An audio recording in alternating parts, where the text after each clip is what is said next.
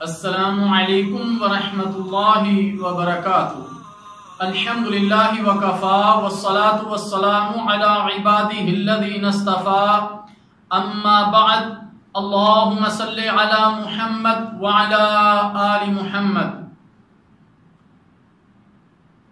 آج کے اس درس میں ہم انشاءاللہ تعالی نماز ظہر کے وقت کو ذکر کریں گے۔ اللہ کے رسول صلی اللہ علیہ وسلم نے ارشاد فرمایا، وقت الظہر اذا زالت الشمس وکان ظل الرجل کطولہ۔ صحیح مسلم۔ نماز ظہر کا وقت سورج کے زوال سے لے کر آدمی کا سایہ یعنی اصل سایہ کے علاوہ اس کے قد کے مطابق ہو جائے۔ بعض لوگ کہتے ہیں کہ ہر چیز کا سایہ ایک مثل ہونے کے بعد ظہر کا وقت شروع ہوتا ہے۔ یہ بات صحیح حدیث کے خلاف ہے، کیونکہ پیارے نبی صلی اللہ علیہ وسلم نماز ظہر زوال ہوتے ہی پڑھ لیا کرتے تھے، صحیح بخاری اور صحیح مسلم۔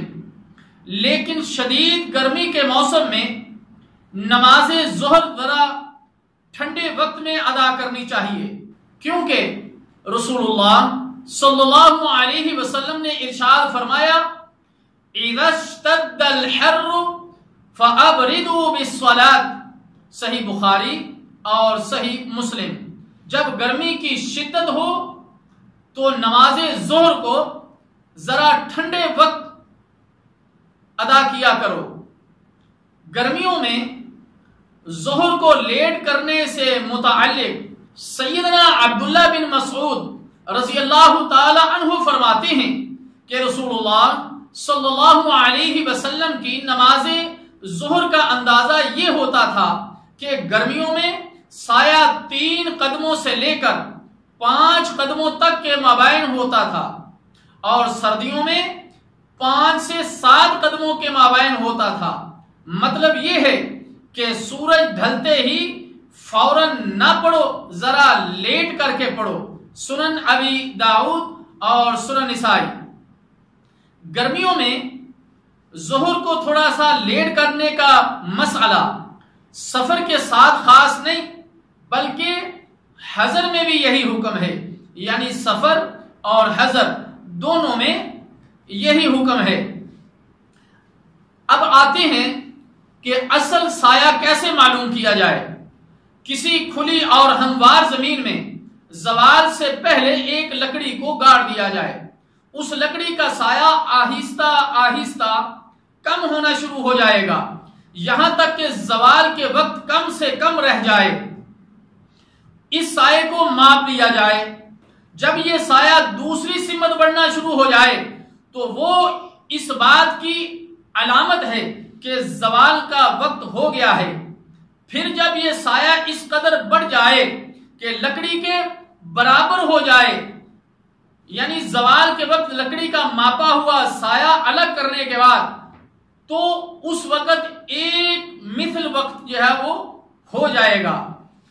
اور دوسرا طریقہ یہ ہے کہ دوپہر کے وقت سے پہلے 1 یا 2 بالشت زمین کی سطح ہموار کر کے اس پر شمالن اور جنوبن ایک سیدھا خط جو ہے وہ کھینچ دیا جائے۔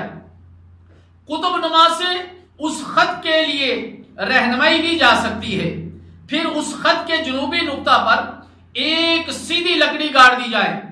چونکہ دوپہر سے پہلے کا وقت ہوگا، لہذا اس لکڑی کا سایہ عین اس خط پر نہیں ہوگا، بلکہ اس سے قدرے مغرب کی جانب مائل ہوگا۔ پھر آہستہ آہستہ اس خط پر آنا شروع ہو جائے گا، یہاں تک کہ بالکل اس خط پر آ جائے۔ اس وقت اس سائے کی انتہا پر نشان لگا دیں اور اس سائے کو کسی اور لکڑی سے ماپ لیں اور یہ پیمانہ محفوظ کر لیں۔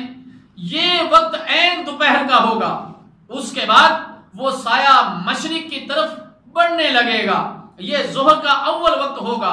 پھر اس کے بعد جب سایہ بڑھتا جائے گا تو جس لکڑی کے ساتھ اصل سائے کی پیمائش کی تھی اس کے ساتھ اس کے اصل سائے کے نشان سے آگے ایک مثل جب سایہ ہو جائے تو وہ ظہر کا آخری وقت ہوگا اور عصر کا اول وقت ہوگا۔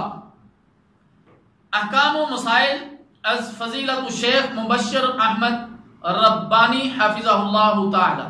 میرے محترم دوستو، اس ساری کی ساری گفتگو سے جو ہمیں نتیجہ ملا وہ یہ ہے کہ نماز کو اول وقت میں پڑھنا پیارے نبی صلی اللہ علیہ وسلم کی سنت ہے، اور ظہر کا جو وقت ہے وہ ایک مثل تک جو ہے وہ آپ پڑھ سکتے ہیں، اور گرمیوں میں ظہر کو تھوڑا سا لیٹ کر کے پڑھنا، لیکن یہ بھی نہیں اتنا لیٹ کر دیا جائے کہ وہ عصر کے وقت میں چلا جائے۔ اللہ تعالیٰ جل شانہ سے دعا ہے کہ اللہ تعالیٰ ہمیں سمجھنے کی اور عمل کرنے کی توفیق عطا فرمائے۔ والسلام علیکم ورحمۃ اللہ وبرکاتہ۔